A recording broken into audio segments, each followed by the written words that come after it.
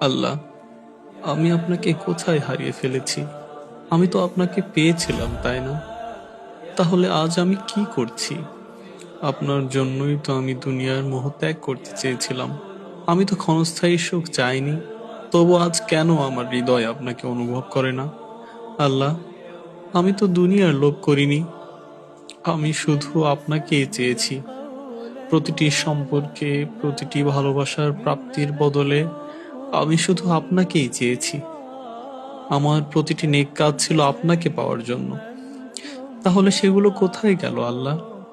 আমার জীবনের সেই সুন্দর সময়টা কোথায় হারিয়ে গেল? যখন আমার হৃদয় আপনাকে অনুভব করত, যখন ঘুম ভেঙে শুধু আপনার জন্য নামাজে দাঁড়াতাম। আর আজ জেগে থেকেও আপনাকে স্মরণ করি না। এটা আমার কি হয়ে গেল? আমি কিভাবে আপনার ভালোবাসা ভুলে গেছি? আমি কিভাবে এত দূরে সরে গেছি?